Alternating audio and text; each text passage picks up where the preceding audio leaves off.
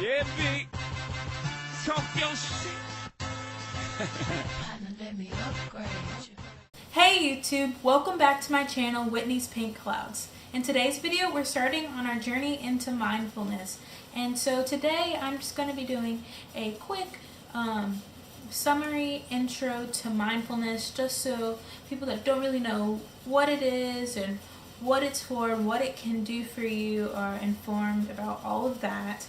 And I believe that my mindfulness videos, at least the ones I've planned out, it'll be one every Monday, so mindfulness Mondays, and I think there'll probably be about 4 or 5 more at least.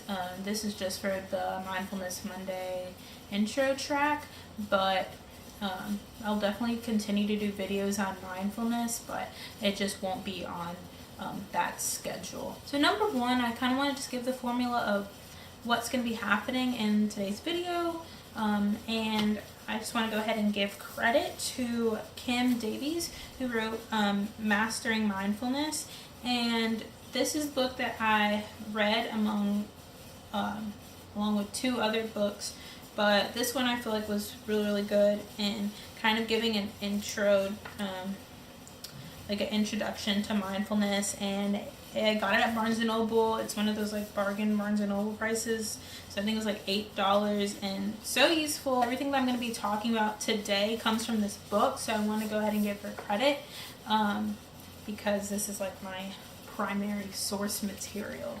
And I took notes in my cute little decomposition book that I use, and I'm going to be using that to talk to y'all today about mindfulness. So number one, the first question is obviously, what is mindfulness? Mindfulness is paying attention to the present moment, being aware of what is happening in the mind and the body, and is by definition a multifaceted exercise. Also, changing half-conscious attention to full purposeful awareness. Noticing our thoughts as they appear. In general, mindfulness is basically purposeful thought. We go throughout our day literally almost on autopilot. We're so used to the way our minds work that we never really, or very seldomly, slow down and just be and just feel and go with where, and just track the way our thoughts progress. I especially have issues with this. Like, I'm one of those people that will be talking about one thing, and like while I'm talking, my mind is thinking about a whole other thing, and then suddenly that like just comes out. And like if I'm talking to somebody, they'll be like, wait, how did you jump from that to that? And I'm like, oh, I just had this like whole like thought process go on in my mind about how these 2 things are related that I didn't really explain to you. I do that all the time. Anybody that knows me knows that. That's kind of how our brain works. Like, we are so tuned to, and our brains are very, very powerful machines that just blast through thought. And mindfulness seeks to give us a break from that, and give us a break from that autopilot, and basically just actually follow our thoughts and follow them purposefully, not just let them be, not just let them go all over the place, but just following our thoughts purposefully. And also, it's just full awareness of what you are thinking, because sometimes we're just thinking, we're not even realizing, like, oh wow, like look at all these things that look at all these things that my senses are taking in, and all this sensory information that my brain is just collecting. Like, our brains are so smart that they literally will just blast through like a whole room and think that they see everything. And mindfulness is trying to stop that for a little bit and slow it down. Okay, so I just kind of gave a long-winded explanation, but our brains actually are generally in 2 modes. Kim Davies says that our brains are usually in being or doing. Being is a restful state. It's hard to switch to it. And This is when you become more alive and engaged with your environment and yourself. This is what mindfulness seeks to achieve, a state of just being.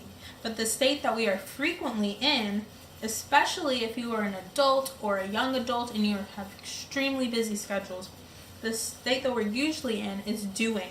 And so this is focused outwards, like on achievement, performance, problem solving. It seeks to judge, categorize, create, compare.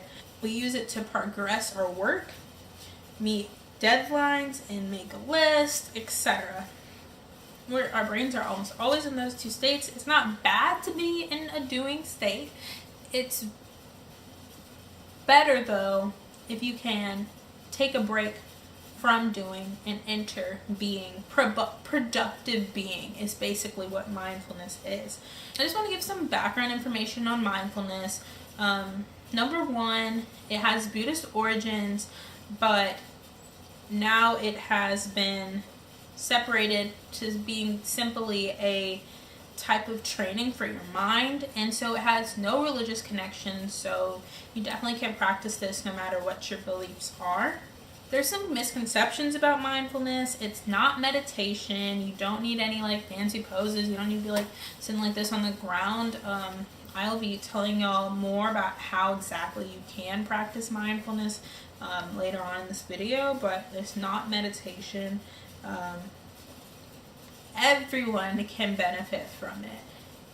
It's for everybody. Like, it's so useful for, I think, my main viewers, which are in their college, high school, young adult age, and because that is a super busy time of life where you're constantly being bombarded by just everything, and sometimes that can be so overwhelming, and so it's important to be able to kind of just filter out unnecessary thoughts and unproductive thoughts, which is something that mindfulness will be able to do for you.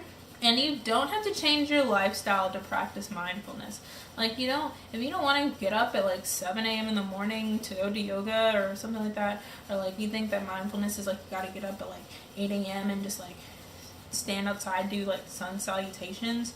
It's not like that at all. You can put mindfulness into any lifestyle, and I will be talking later about how you can implement mindfulness no matter where you are or what you're doing. A recap of mindfulness is that mindfulness is a serious and ongoing attempt to live each moment fully and build your self-awareness. Y'all get it. Mindfulness, you're trying to think, and you're trying to see, like, you have so many thoughts, you're trying to narrow them down, you're trying to understand them, like, okay, we get it, but like, what is that doing for you? Well, the reason for all of this is that with that awareness, you become more in tune with your thoughts, and you can neutralize negative impulses before you do it. Just let that sink in a little bit. I know I haven't exactly explained how to do mindfulness yet and how to practice it, but you can learn how to control negative impulses by being more aware of your thoughts and how your thoughts progress. That is kind of huge, and there's a bunch of studies that show how mindfulness helps you. So, number one, it increases self-awareness, which is a big deal because some people, like, I'm gonna get later on at some point, who knows when at this point, I guess later on at the end of the year, I'm gonna be talking more about self-care and self-help. But one of the big things for self-care and self-help is to be aware of how you treat yourself and how you think about yourself. And you can't do that if you don't have self-awareness. So mindfulness is building that up, and you begin to make better choices. You become more aware and less reactive. Reduce stress and depression. This is huge, especially if you suffer from depression or you're just highly stressed, an anxious person, or you're just in college and you're dealing with regular college stress, and sometimes it becomes extremely overwhelming. Mindfulness is used by psychologists It's called mindfulness-based cognitive therapy, or mindfulness-based stress reduction. I am a psych major, and one of the things that we learned about when talking about people with borderline personality disorder is how psychologists use mindfulness in order to help them be able to track their thoughts, so that they can stop making these negative impulsive decisions. And it's been very effective in a disorder that has been thought by many to be hard, extremely hard to treat. So you can imagine, given that I know most people that are watching this don't have borderline personality disorder because only 3% of our population does, that for yourself, you should be able to utilize mindfulness and make tremendous improvements on your own life. And so it's just huge. Like, this isn't just some like random like fad thing that I just looked up and like made up. This has been proven to help people with psychological issues, and it can help you as well, whether you have psychological issues or not. It can be, like I said earlier, it's for everybody. The next thing is that mindfulness can help you improve, has been shown to help you improve your attention span and your memory. So as a millennial, and I know a lot of people that are watching this are probably millennials as well, we know that a lot of studies are showing that our attention spans are like crap now, because everything is just like thrown at us, and we can get access to things so quickly that our attention spans are like gonna be terrible in like a few years, and scientists are like, we're doomed and whatever, and marketing people are like, oh no. But this is a way to keep your attention span at least somewhat more intact. I don't know the percentages of how much it's supposed to be able to increase your attention span / memory, but it has been proven to do so. And honestly, might as well try it if you're interested in doing that as well, because mindfulness is so easy to put into your life. It takes work to actually perfect it, something I have yet to do, but it's easy to actually just like practice it. But getting to that like level of like, ooh, like I'm like able to control my thoughts, I don't think anybody is for real there, but there are people that have been practicing mindfulness for years are definitely better at doing it than us that have not practiced it a lot, or people that haven't done it at all. Another thing is you get greater compassion and happier. I don't know what else to sell you on. I want to be happier, and like being compassionate is a really awesome thing to be, like, y'all. But also being happier, being able to be happier by just adding mindfulness into your life. Huge thing. All this scientifically proven by studies, found it in this book, and she like listed the studies. I don't want to bore y'all with the details, but if y'all want to like question me and be like, is any of this actually true? Leave a comment and be like, is that like mention one and be like, tell me the study, and I will tell you the study. But also you can just buy this book and read it yourself, and it's awesome. I love this book. Look how cute it is. Finding focus, calm, and happiness in daily life. This is what all children and young adults need. Adults too. But like, I feel like I have like a mainly millennial audience, so like, y'all, we need this in our lives.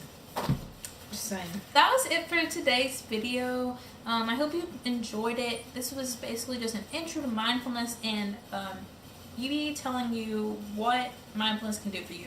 In the next video, we're going to be talking, which is next Monday, Mindfulness Mondays, we're going to be talking about how to practice mindfulness. So that one's a huge one, obviously, because now that you know about mindfulness and what it can do for you, you want to know how to do it. So I'm going to talk all about that next week, and I'm going to be asking y'all to kind of embark on that journey, and I hope that you'll do it. And I think that my one call to action for this video is to ask that if you aren't subscribed, make sure that you subscribe so that you can remember to watch the next video. I really want y'all to be able to access and learn about mindfulness, because I really think that this truly can have a huge impact in your life. It has had an impact in mine, and I will tell you all about that along the line later as well. And I just really think it's important that if you subscribe, then you'll get, like, I guess, a notification saying that when the video's up, so if you forget. But I'll definitely post reminders and stuff on my Instagram. But yeah, just go ahead and, I guess, make sure you subscribe if you're not subscribed. Please like, comment, especially if you have questions that you're worried that I won't answer. If you want to ask something about what I said in this video, go ahead and leave a comment. I feel like I look so adult in this. I feel like this is so different from my normal appearance in my scrapbooking, journaling videos.